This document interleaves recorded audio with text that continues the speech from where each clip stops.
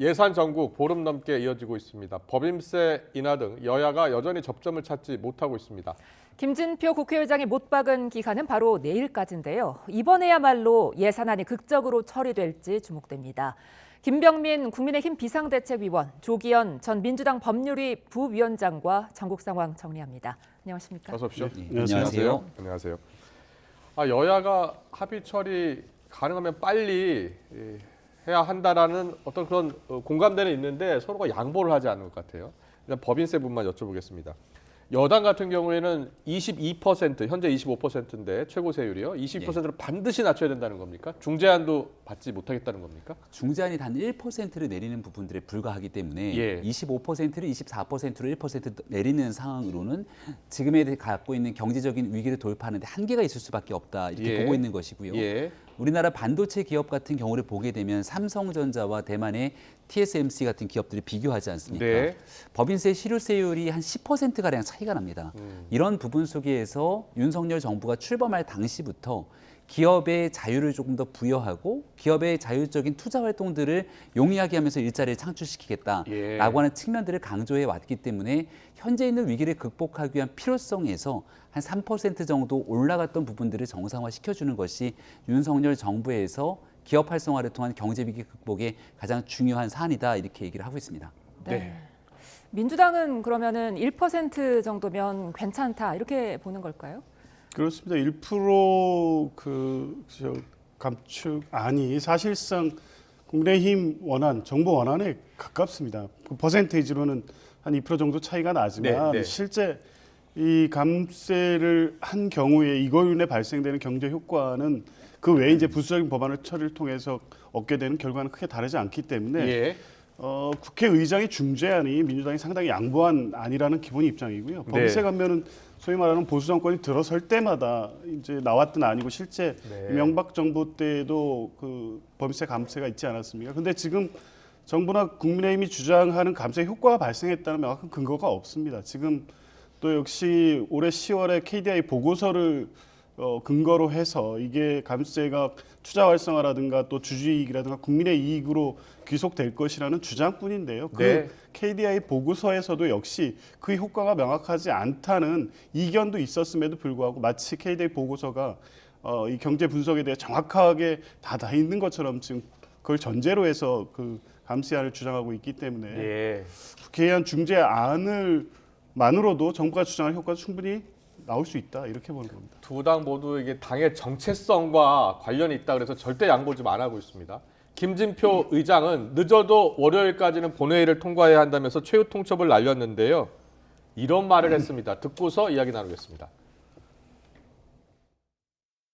정치하는 사람들이 최소한의 양심이 있어야지.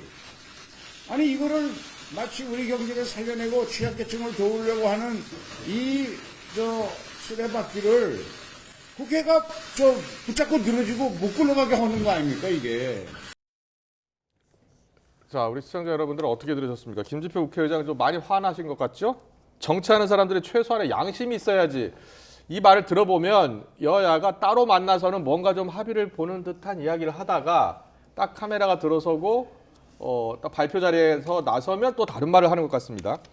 한 번만 더 물어볼게요. 25에서 22로 낮추는데 24%포인트까지 낮아졌잖아요. 근데 더 이상은 절대 안 된다는 겁니까? 그러니까 1%를 가지고 중재안이라고 얘기를 합니다만 2에서 3%는 돼야 된다는 겁니까? 그러니까 지금 있게 되는 22%, 3%를 낮추게 되는 게 정부가 가지고 있는 원안인 것이고 이 원안대로 처리를 해서 통과가 되더라도 자금의 경제적 위기를 돌파하는 데 쉽지 않은 상황이다. 이런 내용들을 말씀드릴 수밖에 없고요. 여기에 대한 기본적인 그 고민들이 깔리게 되는 것은 169석의 민주당 아닙니까? 정권이 교체됐으면 예산을 편성해야 되는 권한은 정부에게 있고 심의 의결권이 국회에 있습니다만 여기에 통과된 예산을 바탕으로 집행을 하고 대한민국 경제를 이끌어갈 막중한 책무가 집권당, 정부에게 있는 것이겠죠. 근데 이 내용들을 과거에 있었던 민주당이 갖고 있는 정체성의 문제다.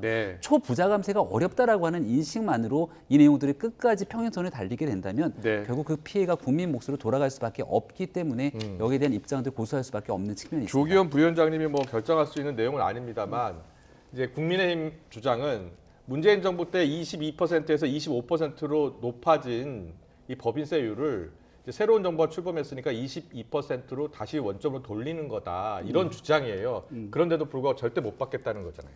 그렇습니다. 이게 단순히 명분 싸움만으로 볼 수 없는 게요. 네. 이 법인세 감세를 통해서 세입이 줄면 아. 결국에 다른 세입이 느는 예산을 고려할 수밖에 없거든요. 과거에서 보면 법인세 부담을 줄여주는 대신에 그 부담이 일반 소득세 네. 부담으로 늘어가는 그 결과가 나타났습니다. 지금 2021년 기준으로 보면 법인세가 문재인 정부 때 3%를 인상했음에도 불구하고 국세 부담 중에 지금 법인세가 차지하는 부담은 줄고 예. 소득세가 차지하는 부담이 더 늘었습니다. 그러면 대기업에 줄었던 세 부담을 국민들에게 전가된 효과가 지금 나타난 거거든요. 예. 그런 측면에서 보면 지금 3%를 감세하는 부담을 결국 국민이 떠안을 수밖에 없다. 이런 입장이에요. 예, 알겠습니다. 여야의 주장이 이렇게 다릅니다. 네, 그런데 지금 예산안 협상이 진척이 없다 보니까 지난달 출범한 국정조사 투기가 지금 제대로 활동을 못하고 있지 않습니까? 이제 다음 달 7일까지가 기한인데 어떻게 제대로 열릴 수 있을 거라고 보십니까? 일단 오늘 우상호 위원장이 내일 어떻게든 일단 회의를 열고 네. 정상화하겠다는 입장을 밝혔습니다. 더 이상 미룰 수 없는 상황이 됐죠. 네. 당초 합의한 47일 중에 24일 지났고 20일밖에 남지 않았습니다. 네. 준비 기간이라든가 청문회 증인 청문 뭐 이런 일정을 고려하면 사실상 진상 규명에 필요한 시간이 턱없이 부족한 게 현실입니다. 당장 다음 주라도 정상 가동해야 된다는 것이 기반 입장이고요. 적어도 이 부분에 대한 합의를 할 때 예산안 처리와 연계돼서 합의안이 작성되기는 했지만 진상 규명은 진상 규명대로 진행돼야 되는 거 아니겠습니까? 예. 그러면 이번 주부터는 정상화할 필요가 있다. 이게 이제 민주당의 기본 입장입니다. 알겠습니다. 국민의힘 입장에서는 예산안 이거 국민의힘이 원하는 대로 되지 않으면 국정조사도 참여할 수 없다라는 생각입니까? 국민의힘이 원하는 대로가 아니라 여야 간 합의를 통한 예산안 처리가 우선이다라고 예. 하는 지점에서 국정조사를 어렵사리 합의했습니다. 지금 거대 야당인 민주당이 마음먹은다면 국정조사를 일방적으로도 끌고 갈 수 있는 것 아닙니까? 네. 그럼에도 국민의힘과 끝까지 함께하겠다고 했던 이유는 여야가 공익 국정조사에 참여를 해서 잘못된 진상들을 밝히고 네. 재발방지 대책을 수립할 때 국민적 여론들을 담보해서 이 문제를 해결할 수 있다는 자신감 때문이었겠죠. 예. 근데 그렇게 약속을 하고 난 다음 민주당이 보였던 태도는 이상민 장관에 대한 해임 건의안을 일방적으로 처리하고 탄핵 의결에 이르는 주장들까지 하고 있는 상황입니다. 예. 결과적으로 진상 규명, 재발 방지 대책에 조금 더 깊이 있는 의지가 있다면 이런 방식의 정쟁으로 끌고 가진 않을 텐데 오늘도 우상호 위원장이 일방적으로 이대로라면 국정조사 야당 주도로 하겠다라고 얘기를 하게 되니 네. 그 여당과 함께 하겠다는 진정성에 대한 의구심이 점점 더 커질 수밖에 없다는 말씀을 드립니다. 네, 알겠습니다. 계속해서 대장동 개발 특혜 의혹 수사 재판 관련 이야기 더 나눠보겠습니다. 이재명 대표의 최측근으로 통하는 김용전 민주연구원 부원장 재판 이번 주부터 시작이 됐습니다. 지난 대선 과정에서 시작이 되는군요. 8억 5천만 원을 받은 혐의로 재판이 시작이 되는 겁니다. 여기에 화천대유 대주주 김만배 씨 극단적인 선택을 시도를 했지요. 자, 여러 가지 이야기들이 나오고 있는데 먼저 김만배 씨 극단적 선택 시도에 대해서 여쭤보겠습니다. 김만배 씨가 극단적 선택을 시도한 이유를 놓고서 여러 가지 해석이 나오고 있습니다. 검찰에 보내는 메시지가 있다. 그리고 이재명 대표에게 보내는 메시지도 있다. 여러 가지 이야기 나오는데 어떻게 생각하세요? 네, 뭐 일단은 메시지는 우리가 알 수가 없는 거지만 네. 김만배 씨의 심경의 변화가 있게 됐던 건 핵심적인 이유가 있겠죠. 예. 측근에 대한 구속. 그러니까 김만배 씨가 이 구속 여부 속에서 나오게 됐을 때 우리가 흔히 말하는 오토바이맨이라고 불리웠던 네. 인사가 결국 구속이 되게 됩니다. 예. 화천대유의 핵심적인 인물이기도 하고 쌍방울의 임원이기도 했던 인사인데 네. 김만배 씨가 이 화천대유로부터 받은 대여금의 일부가 여기에 대한 은닉 자금으로 흘러 들어갔다 이런 언급들이 있는데 예. 여기에 대한 수사를 통해서 강제 수사로 이 인물들이 구속이 되다 보니까 결국 김만배 씨 입장에서 심리적인 압박을 느낄 수밖에 없었을 것이고 지금까지 나왔던 대장동 일당 또 이재명 대표의 측근으로 불렸던 유동규 씨 같은 경우도 많은 발언들을 쏟아내고 있지만 김만배 씨는 지금까지 입을 아꼈습니다. 예. 근데 지금 여기에서 김만배 씨가 갖고 있는 나머지 재산마저도 지킬 수 없는 상황이 이르게 된다면 결과적으로 심리적 압박으로 이제 본인이 어떤 방식으로 현재 상황에서 입장들을 밝혀야 될 상황이 오게 될 텐데 그런 내용들에 따른 심리적 압박이 이런 좀 극단적 선택으로 이어진 게 아닌가 생각합니다. 예. 어떻게 보세요? 심리적 압박이 이 극단적 선택 시도한 것으로 이렇게 이어진 것이 아니냐라고 봤어요. 내용적으로는 뭐 지금 의원님 말씀에 동의하는 네. 부분이 있습니다. 예. 그런데 어찌됐든 수사를 받던 피의자가 극단적 선택을 했다면 수사 과정에 일단 문제가 있었는지 들여다봐야겠죠. 아, 예. 수사 자체가 물론 김만배 씨에 굉장한 압박이 되고 있는 건 사실이고 측근 수사를 통해서 사실상 이 그 사업 수익으로 얻은 재산을 전혀 지키지 못한 상황이 되고 있고 주변 사람까지 구속되고 있는 상황이라면 예. 뭐 여러 가지 압박을 받고 있는 상황인 건 분명해 보입니다. 그런데 이제 그 과정을 보면 다소 의아한 상황들이 있습니다. 예, 네. 극단적 선택이라고 했는데 예. 바로 변호인한테 그 전화를 해서 그 상황이 또 알려지게 된다거나 여러 가지를 보면 수사 자체에 대한 어떤 불만, 검찰에 대한 어떤 메시지가 주였지 않나 이렇게 보여지고요. 예. 어찌됐든 김만배 씨는 지금 검찰의 수사 방향과 배치되는 진술을 계속하고 있습니다. 유동규나 남욱 변호사와 달리 예, 그 이재명 대표와 관련성이나 이런 부분에 대해서는 검찰이 원하는 답을 내놓지 않고 있기 때문에 예. 그런 수사 과정에서 김만배 씨에 대한 어떤 검찰 수사가 좀 압박성 수사로 이어지고 그것이 주변 수사로 확대된 것이 아닌가라는 부분을 의심하지 않을 수 없고요.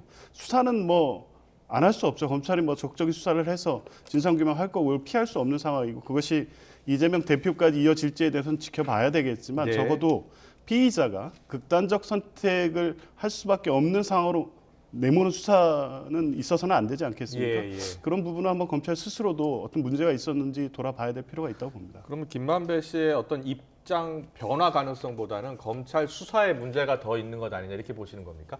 그렇습니다. 이 예. 수사 과정에서의 이런 상황이라는 것은 어쨌든 피의자가 느끼는 압박이라는 것이 여러 가지가 있을 수 있지 네. 않겠습니까? 본인의 어떤 향후 어떤 재판에서 형량 문제도 있을 것이고 이후에 범죄에 따른 어떤 그 형을 다 살고 난 이후에 경제적 어떤 지켜야 될 문제 뭐 여러 네. 가지가 고려 대상이 있을 수 있는데 어쨌든 수사 과정에서는 있어서는 안 되는 일이 발생했기 때문에 그 부분을 먼저 봐야 되지 않을까 봅니다. 네.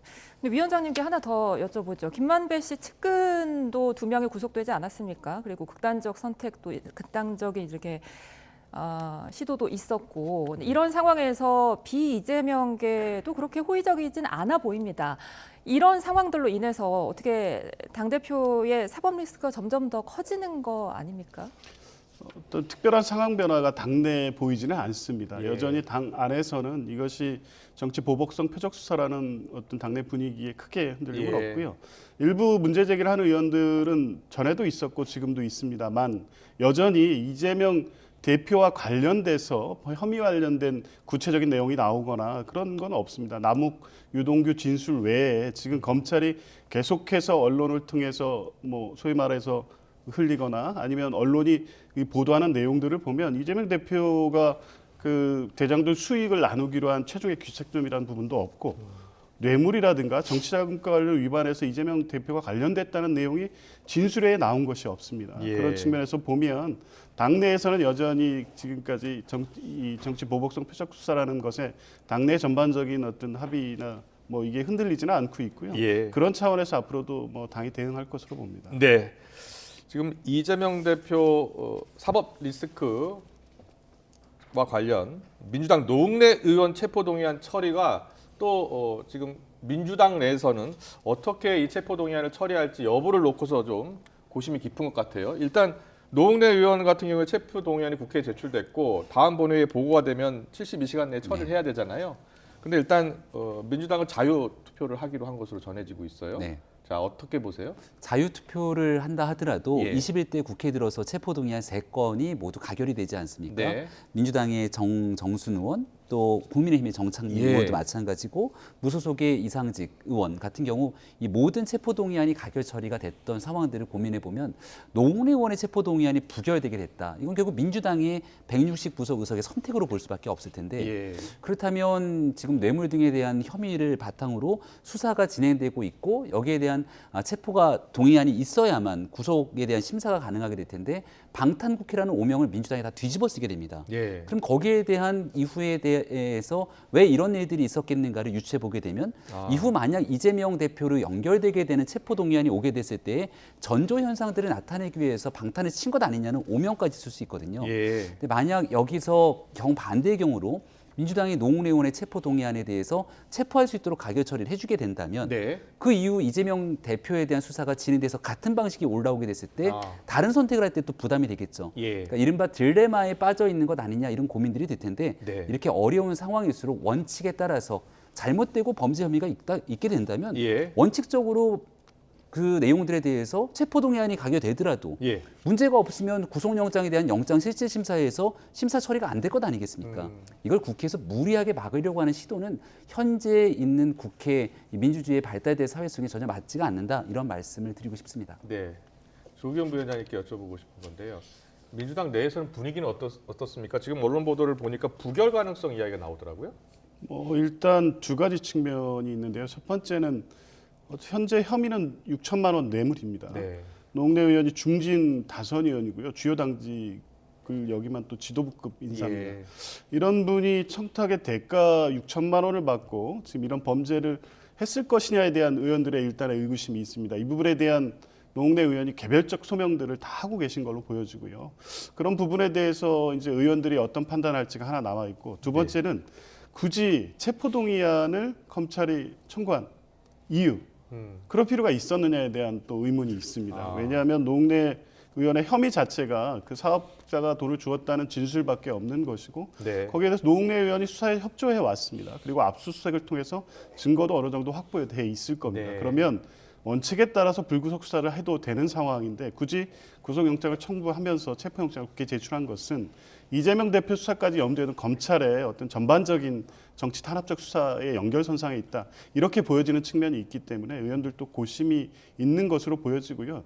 그런 측면에서 보면 일단은 체포동의안이 국회에 회부되면 의원들 각자의 판단이 있겠지만 현재까지 분위기상은 약간의 부결 가능성은 있습니다. 아무래도 그렇군요. 예. 국민 여론을 고려할 수밖에 없는 상황이긴 한데요. 지금 위원님 말씀대로 그것으로 인해 그 부담하게 되었던 정치적 부담 문제까지 고려해서 의원들이 신중한 판단을 할 수밖에 없는 상황인 것 같습니다. 네, 네. 알겠습니다.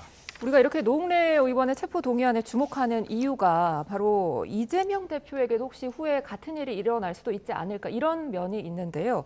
이렇게 점점 수사가 윗선을 향하고 있는데 이 대표의 체포 동의안도 결국에는 뭐 이루어질 거라고 보십니까? 확정적으로 보기는 어려운 측면들이 있습니다만, 이재명 대표와 가장 가까운 정치적 동지라고 할 수 있는 정진상 실장이 구속이 돼 있고, 네. 또 김용 부원장도 같이 구속이 돼 있죠. 이제 김용 부원장에 대한 재판이 진행되게 될 텐데, 그 재판이 뭡니까? 대통령 선거 경선에서 거기에 대한 경선 자금을 정치 자금으로 받았다는 혐의이기 때문에 이 내용은 결과적으로 이재명 대표와 뗄래야 뗄 수가 없는 내용이죠. 대장동에 관련된 많은 일들도 성남시장 시절부터 있었던 일들이기 때문에 이재명 대표가 임명했던 많은 사람들과 다 연결이 돼 있는 사항들이고요. 지금 현재로서는 아직까지는 수사 상황들이 진척은 없습니다만, 여기에 나오고 있는 쌍방울에 관련된 문제는 결과적으로 변호사비 대납 문제라도 함께 연결이 돼 있고, 네. 이재명 대표가 경기지사이던 시절에 이 아태협과 연결되어 있는 대북 송금 문제까지 다 이재명 대표가 중심에 있기 때문에 이 모든 것들을 사법 리스크라고 얘기를 하게 됩니다. 예. 어느 하나 정도에 대한 혐의들이 입증돼서 만약 강제 수사, 구속영장 청구를 검찰이 하게 된다면 똑같은 방식으로 결국 국회의 체포동의안 이 여부들을 심사하게 될 수밖에 없을 텐데, 지금까지 나왔던 민주당의 행동들을 보게 되면 이재명 대표의 사법 리스크에서 당이 적극적으로 나서서 해명을 하지 않습니까? 예. 그래서 그런 측면들은 지금 현재 있는 민주당 전체에 굉장히 큰 부담으로 다가설 수밖에 없다고 생각을 합니다. 네. 이재명 대표가 최근에 이제 측근들 2명 구속 수사 지금 받고 있고 이제 곧 기소가 되는데요. 재판도 이제 열리고요. 이와 관련해서 직접적인 입장 발표는 하지 않은 것 같아요. 언제쯤 가능하고 왜 안 하고 있는 겁니까? 지금 수사 상황을 보면 예. 어떤 구체적 입장을 밝힐 수 있는 상황이 아닙니다. 검찰에서 수사 방향이 네. 이재명 대표를 향하고 있다는 것은 뭐 여의도 국회나 또 이 사법부 관련된 검찰 관련된 분들의 예측이고 그런 네. 방향으로 수사를 가고 있다는 분석일 뿐이지 실제 수사 진행 사항은 이재명 대표 관련된 혐의가 상당 부분 밝혀지고 있다고 하는 상황까지 나가지 않았습니다. 예. 김용 부원장이나 정진상 실장도 혐의 자체를 모두 부인하고 있고요. 유동규나 남욱 진술 외에 구체적인 어떤 물증이나 다른 증거가 확보됐다는 내용도 아직은 나오지 않고 예. 있습니다. 김용 부원장 수사 과정에서 또 이 입회했던 변호인이 밝히는 바는 물증은 제시받지 못했다는 겁니다. 검찰은 그것에 대해서 재판 과정에서 증거를 제시하겠다는 입장이었습니다. 예. 그러면 이제 김용 부원장이나 정진상 실장의 재판 과정에서 실제 이재명 대표와의 관련성을 확인할 수 있는 증거가 있느냐. 지금 단계 수준에서의 어떤 진술만을 가지고 체포를 하거나 기소를 하거나 이렇게 전제할 수 있는 상황이 아니기 때문에 현재로서 이재명 대표가 이 부분에 대한 구체적인 입장을 밝힐 만한 단계도 아니고요. 검찰 수사 진행 상황에 따라서 어느 시점에서는 대표로서 입장을 밝힐 수가 있고 그에 대한 당의 어떤 입장을 정리할 시기가 올 수도 있습니다만 지금 현재 수사 상황만을 가지고 이재명 대표가 어떤 걸 부인하거나 아니 입장을 밝히면서 정치적 결단을 하거나 이럴 시점은 아니라고 봅니다. 알겠습니다. 윤 대통령의 장모이자 김건희 여사의 어머니 사기 혐의로 재판에 넘겨졌는데 무죄를 확정받았습니다. 요양병원 만들어서 요양급여 23억원 부정하게 타냈다는 거였는데 1심에서 징역 3년, 2심은 무죄, 대법원도 무죄 판결이 나왔습니다. 재판부의 판단 근거를 이제 변호사니까 한번 여쭤볼게요. 일단 지금 말씀하신 대로 1심에서는 유죄가 인정이 돼서 네. 실형 3년이 선고됐고 법정 구속됐습니다. 그랬었죠? 근데 2심에서 결과가 뒤집혔는데요. 네. 검사의 입증이 부족했다는 겁니다. 아, 유죄의 입증은 합리적 의심 없이 검사가 해야 되는데 예. 1심 판단과 달리 2심 재판부는 유죄 입증이 부족했다는 겁니다. 검사 수사가 제대로 이루어지지 않았다고 볼 수도 있는 거죠. 네. 대법원은 이제 그걸 그대로 법리적 판단만 하기 때문에 그걸 받아들인 결과로서 원심을 그냥 확정하는 내용인데 검사의 수사가 부실했다는 겁니까 그러면? 예. 그게 이제 수사 부실로 볼 수도 있고 예. 검사가 나름대로 입증을 했지만 유죄 판단할 정도에 이르지 못했다는 항소심 판단을 그대로 받아들인 거죠. 네. 근데 이제 어떤 사실관계를 종합해 보면 1심 판결이 유죄 판결을 했던 이유가 있습니다. 이 의료법 위반하고 그 특정경제가중처벌법상 사기 혐의와 관련해서 상당히 공범들과 공모하거나 관여했다는 증거들이 있다고 봤기 때문에 유죄가 나왔던 거거든요. 근데 2심에서는 판단만 달리한 겁니다. 그 정도 네. 증거로는 유죄 입증이 이루어졌다고 볼 수 없다는 판단이었던 거고요. 그런 측면에서 보면 어떤 법 이전의 상식에서 문제를 볼 때 이런 정도가 관여됐는데 이 혐의 사실이 이렇게 간단하게 부인될 수 있는 것인가에 대한 평가나 문제 제기는 분명히 나올 수밖에 없는 상황입니다. 네. 네. 이번 사건 관련해서 무죄, 대법원에서 무죄, 2심에서도 무죄, 재판부 판단에 대해서 어떤 생각이세요? 대법의 최종 확정 판결을 난 사법부의 판단 존중하는 건 기본적인 예, 요건 아니겠습니까? 처음 윤석열 대통령의 장모에 관련된 문제들을 검찰이 전격 기소하게 됐을 때 네. 정치적 상황들을 고려해 보게 되면 검찰총장 윤석열에 대한 징계 여부들을 이 검찰 조직 그 당시 추미애 법무부 장관이 강하게 드라이브를 거치면서 예. 상당한 논란이 커졌을 때와 같이 맞물려 있습니다. 그때 논란이 커졌던 게 이제 한동훈 장관, 예. 그 당시 이 검사장으로 있었던 한동훈 검사장에 관련된 무리한 행동들, 이 모든 것들이 다 연결선상에 있었게 됐는데 최종적인 법원의 판단들이 나오고 난 다음 일부에서는 2심 재판이 진행되는 과정에 검찰이 제대로 여기에 대한 입증을 못한 것 아니냐 이렇게 주장을 하십니다만 네. 오히려 역설적으로 초창기 이 부분을 무리하게 기소하면서 윤석열 검찰총장의 정치적 문제와 같이 가족 문제를 끌어들인 것 아니냐 이렇게 해석할 수 있는 여지들도 상당하죠. 네. 대한민국 법치주의 국가 아니겠습니까? 대법의 네. 최종 판단이 나온 부분들 존중해야 된다고 생각합니다. 알겠습니다. 네, 김건희 여사와 관련한 논란이 지금 또 한 가지 불거진 게 코바나 콘텐츠 대표였을 때 당시 건강보험료를 7만 원을 납부했습니다. 이 부분을 두고 여야가 좀 의견이 엇갈리더라고요. 어떻게 보십니까? 형식적 측면에서 보면 뭐 급여 기준으로 산정하는 보험료는 7만 원이 맞기 때문에 네. 그것이 뭐 왜 이 법이냐라고 이렇게 주장하고 있는 것 같습니다. 그런데 상식적 입장에서 보면 건보 체계라는 것이 소득에 비례해서 그만한 어떤 부담을 나누는 것이 국민건강보험의 어떤 형평성 제도 설계의 어떤 목적 아니겠습니까? 그런 측면에서 보면 60억대 자산가인 김건희 여사가 7만 원의 보험료만 냈다는 사실을 국민들께 어떻게 받아들일까 이 부분을 좀 보셔야 될 것 네. 같습니다. 그게 법적으로 문제가 없다는 주장을 하실 것이 아니라 적어도 건보개혁의 문제를 계속 제기하면서 그런 정도의 보험료가 이런 방식으로 법을 피할 수 있는 것으로 이렇게 낸다고 하면 네. 이 제도를 누가 신뢰할 수 있겠습니까? 그런 측면을 좀 살펴보실 필요가 있다고 봅니다. 네.